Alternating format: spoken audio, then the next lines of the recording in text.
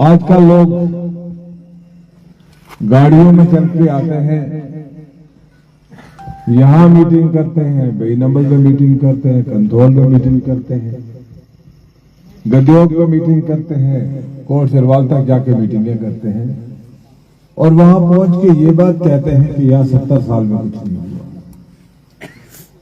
मैं आपसे पूछना चाहूंगा या इस जरिए से उनसे पूछना चाहूंगा कि आप जिन सड़कों पे चल के आए ये 70 साल में बनी, ये 70 साल से पहले बनी।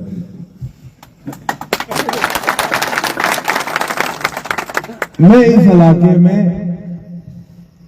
चप्पे चप्पे पे घूमा हूं। मुझे याद है मैं कमरोट की माल से चढ़ के या खंडी गली से उतर के इस तरीके से नीचे उतर के बेड़ा खेतर से होके टाली से गाड़ी में बैठा रहा हूं। मैं इस सारे पार के इलाके में, इस इलाके में, सारे इलाके में पैदल घूमा हूं। मैं यहां से जाके तेलना में रात को रहा, दूसरे दिन जाके सड्डा से गाड़ी पे बैठा। हमें आपके दर्द के बारे में, तकलीफों के बारे में इल्म है, लेकिन जो आजकल लोग चल रहे हैं सियासत में वो सोचते हैं कि हम शायद मोबाइल हाथ में लेके पैदा हुए थे। उनको ये चीज जहन में होनी चाहिए कि ये जिस मोबाइल पे तुम फेसबुक चलाते हो ये मोबाइल तो कल आया है। हमने तो वो समय देखा है, वो वक्त देखा है जब इस इलाके में लोगों को बिजली का बल्ब नजर नहीं आता। जब इस इलाके में आज तो बिजली से मोबाइल चार्ज होता है ना, जिस मोबाइल पे आप हमें गालियां देते हो वो बिजली हमने लगाई इस इलाके में, जिससे तो वो फोन चार्ज करके हमें गालियां देते हो। मैं दो बातें कहना चाहूंगा कि मैं हमेशा काम दो चीजों को जहन में रख के करता हूं। एक कि मेरा खुदा मुझसे राजी है, मेरा परवरदिगार जिसने मुझे पैदा किया इस दुनिया में भेजा वो मुझसे नाराज ना हो, वो मुझसे खफा ना हो। और दूसरा मेरा ज़मीर मुतमईन होना चाहिए कि मैंने वास्ते कुछ कियो या नहीं किया। और मैं आपको यकीन से कह सकता हूं जब मैं रात को सड़कों से नीचे ऊपर जाता हूं तो मैं पंजाल की चोटी तक जलते हुए बल्ब को देखता हूं और मेरा दिल खुश होता है और मुझे मेरा ज़मीर मुतमईन होता है। मुझे कोई क्या बताएगा सियासत की बातें। मैंने तो सियासत हमेशा अपनी टांगों पर खड़े होकर चल के की।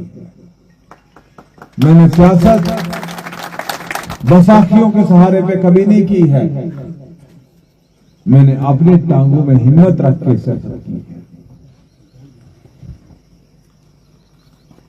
25,000 के करीब मैंने बिजली के खंभे इस इलाके में लगाए।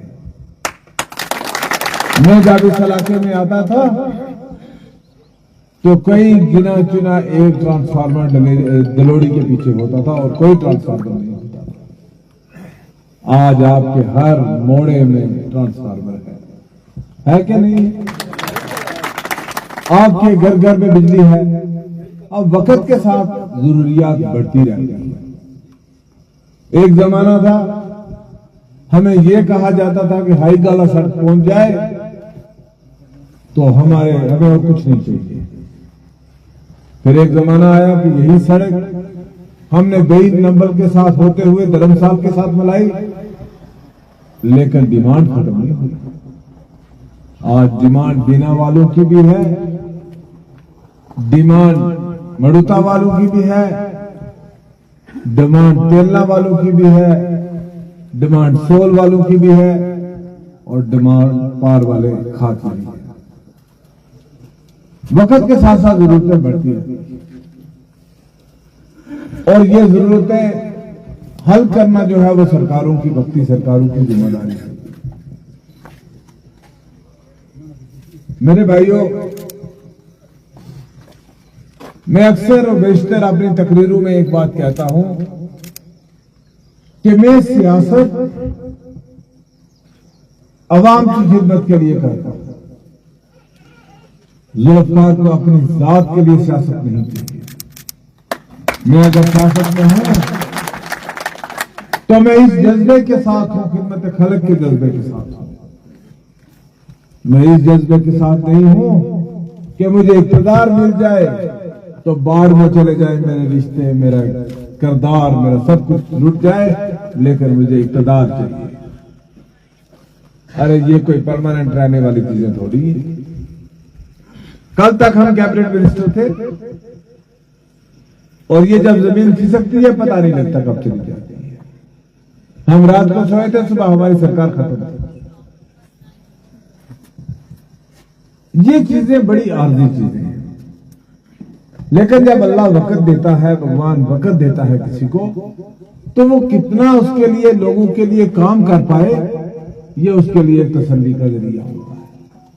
इंसान को सुकून नहीं मिलता, इंसान को सुकून मिलता है इन्हीं चीजों से।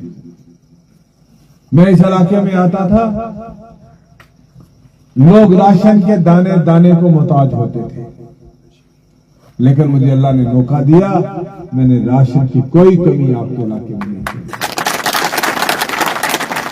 15 साल से 2001 से लेकर 2015 तक आपके राशन कार्ड नहीं बने थे। आपको बीपीएल बनाया, 95% लोगों को मैंने बीपीएल बनाया आपके इलाके में। जो डिजर्व करता था, जो नहीं डिजर्व करता था, छोड़ के मुलाजमों को, 5% मुलाजमों को छोड़ के, कोई फौज में, पुलिस में, एजुकेशन में, रेवेन्यू में, फॉरेस्ट में मुलाजम था, और मुलाजमों को छोड़ के मैंने किसी आदमी को नहीं छोड़ा जिसको यहाँ पे मैंने बीपीएल के जुमरा में नहीं आया।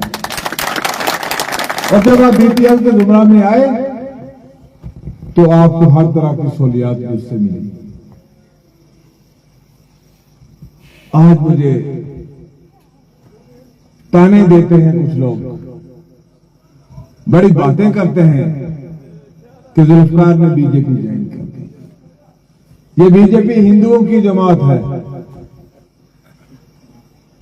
अरे कल तक तो तुम बीजेपी का निप्पल मुंह में लेके चूस रहे थे। ज्यादा पुरानी बात तो है नहीं।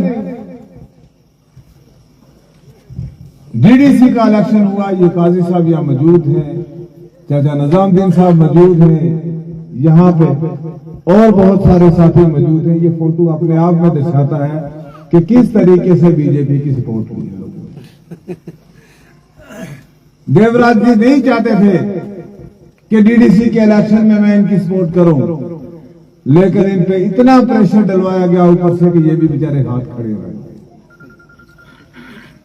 ये हमारे इधर बहुत सारे साथी बैठे हैं बीजेपी के कार्यकर्ता, या अनिल सिंह जी हैं मंडल प्रधान, पूछिए इनसे, अपने धर्म से ये बताएं कि इनमें वो, उन्होंने इनको कहा था कि नहीं कहा था कि मैं बीजेपी का कैंडिडेट हूं। और बीजेपी का कैंडिडेट बनके उन्होंने डीडीसी का इलेक्शन जीता। फिर बीजेपी का मैंडेट लेके उन्होंने डीडीसी का इलेक्शन लड़ा नसीम लियाकत साहब के खिलाफ, जो एमसी के कैंडिडेट थे। और उस वक्त जब तकरीरें करते थे साहब मासूफ, तो कहते थे एमसी के लिए जन्नत की पार्टी, यही कहना, एमसी कोई जन्नत की पार्टी नहीं है। उन दिनों में जन्नत की पार्टी, स्वर्ग की पार्टी बीजेपी नजर आती थी, क्योंकि उनका मफाद जहां होता है वहां उनको जन्नत नजर आती है। जब उनका मफाद वहां से निकल जाता है तब वो जन्नत जन्नम बन जाती है। वो लड़का मेरे घर में पला, मेरी बहन की औलाद है। मैं और मेरी बहन, हम एक बाप की औलाद है। मेरा बाप उसका नाना लगता है, और वो लड़का मेरे 20 साल को छोड़ दीजिए, उसने तो अपने नाना को नहीं बख्शा। आज वो जगह जगह घूम के अपने नाना की मुखालफत करता है, मेरी मुखालफत करता है। इलेक्शन लड़ना अच्छी बात है, लड़े, लेकिन किस हद तक बदतमीजी पे उतरा हुआ है वो आप लोगों ने खुद सुना होगा।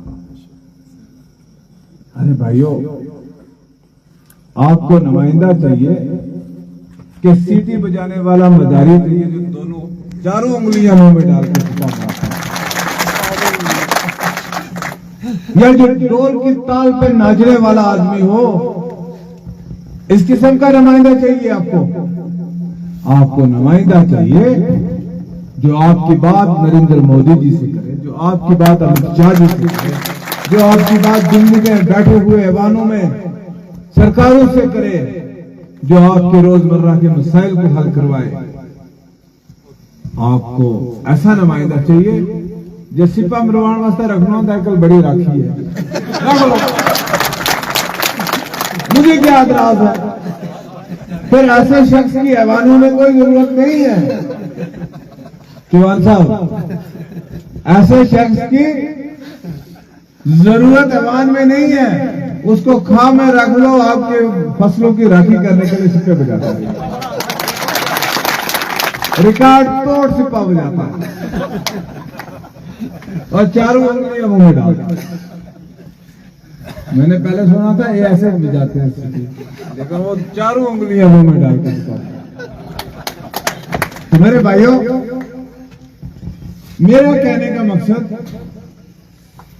कि वो ऐसा शख्स है जो एनसी का कैंडिडेट है यहां से, जिसको अपने मां के दूध की लाज नहीं है, जो जिस घर में पला है उस घर के साथ जिसने धोखा किया, वो बीजेपी और एनसी का क्या होगा। पहले हमारे साथ धोखा किया, हमारे घर से निकल, और उसके बाद जिस बीजेपी की गोद में 5 साल तक बैठा रहा उसके साथ धोखा किया। जिस बीजेपी की वजह से सेक्रेटरीट में ट्राइबल सेक्रेटरी लगे, जिस बीजेपी की वजह से आपको रूरल डेवलपमेंट का सेक्रेटरी लगाया गया, जिस बीजेपी की बुनियाद पे आपने जब 370 टूटा, आप श्रीनगर में डीसी थे, आपने तमाम लीडरों को जेलों में बंद किया था। सब पीएसएस पे दस्तखत जो है वो जनाब आपके भाई के। आज मुझे बताओगे मैं हिंदुओं की पार्टी और तुम मुसलमानों की पार्टी, कौन सी सर्टिफिकेट है तुम्हारे पास मुसलमानों की पार्टी का? अरे जिस पार्टी के साथ तुम तल्लक रखते हो उस पार्टी के रहनुमाओं की हालत यह है कि वो आजकल अपने टोपी लोगों के पांव में डालते हैं। आपने वीडियो देखी होगी, उस पार्टी के नायब सदर साहब अपनी टोपी लेके हर कभी एक कंस्टिट्यूंसी में जाते हैं, कभी दूसरी कंस्टिट्यूंसी में जाते हैं कि मेरी टोपी की लाज रखो। अरे मेरे भाइयों, जिस पार्टी का वो कहते हैं कि ये इस्लाम की पार्टी है, ये जन्नत की पार्टी है, उस पार्टी के लीडरों का अपना मजहब कौन सा है? कभी किसी ने पूछा उनसे कि उस पार्टी के जो सरबराह हैं उनके रिश्तेदार कौन हैं? वो मैं और काजी साहब नहीं है, वो यही हैं पटके वाले। हमें तो पटके का ताना देते हो, लेकिन अपने लीडरों से पूछो कि रिश्तेदारी राजस्थान में भी है कि नहीं है। उनसे यह भी पूछो कि सचिन पायलट जी कौन है। हाँ, अगर उन्होंने इस्लाम कबूल कर लिया तो मुझे पता। तो मैं सिर्फ इतना कहना चाहूंगा कि सियासत धर्म के नाम पे नहीं होती, सियासत मजहब के नाम पे नहीं होती। हमने ये सड़क बनाई है, इस सड़क पे यहां हिंदू भी चलता है, यहां मुसलमान भी चलता है। हमने बिजली लगाई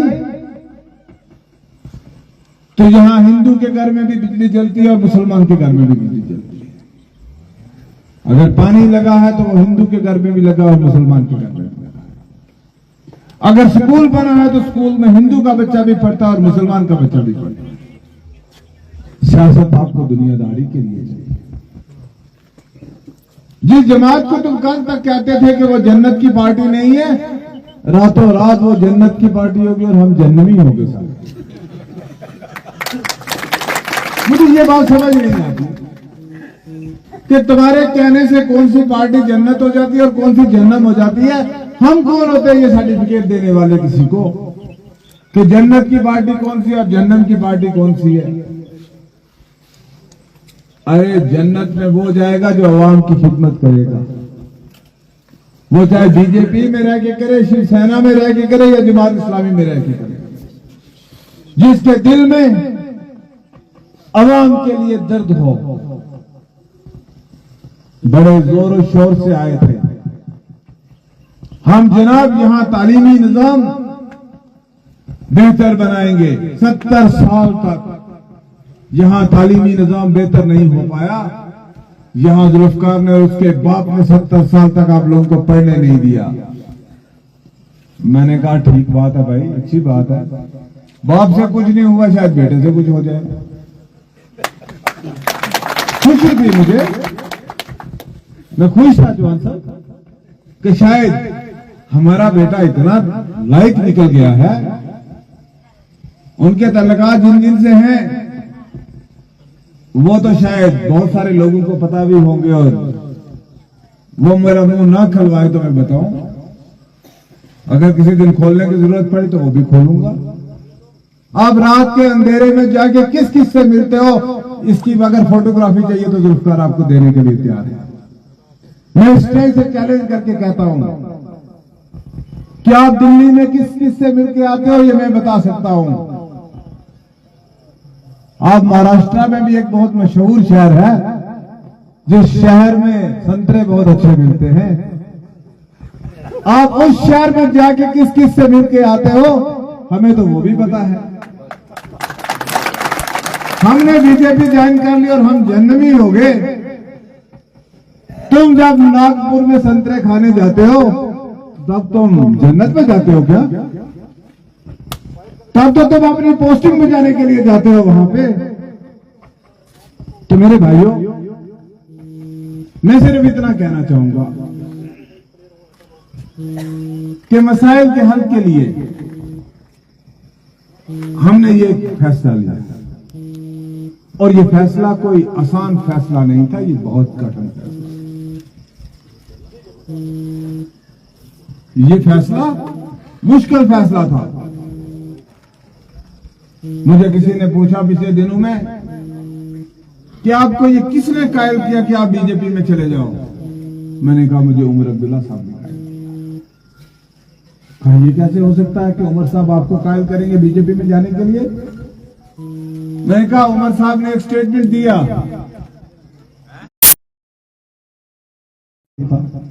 मैं अपना चपरासी नहीं लगा सकता, मुझे अपना चपरासी लगाने के लिए भी गवर्नर के पास जाना पड़ेगा।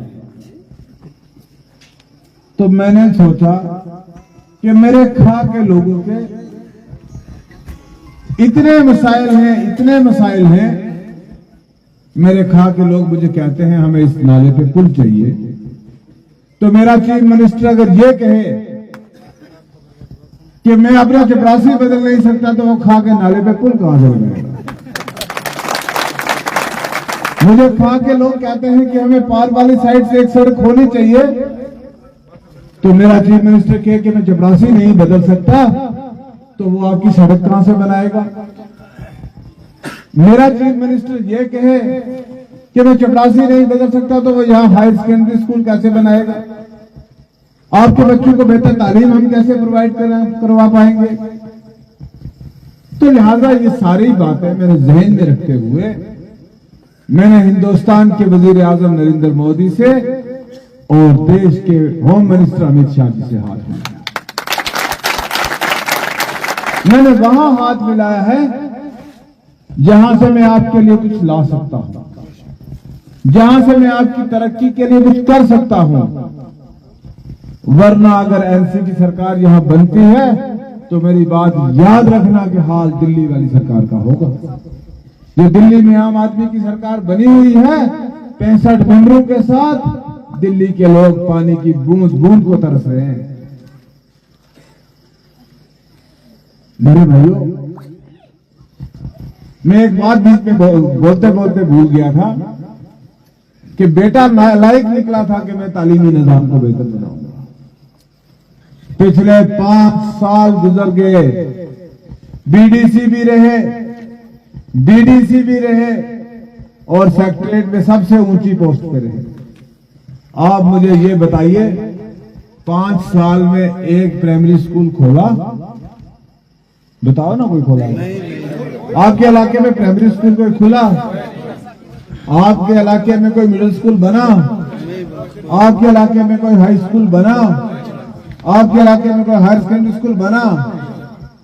अरे वो जीडी गोनिका तो बाद में बनाए, पहले वो ही स्कूल बना देता जो हम बना रहे थे। जुल्फकार ने 300 के करीब यहां प्राइमरी और मिडिल स्कूल बनाए, जिसमें 6 से लेके 800 तक लोग मुलाजिम भी लगे।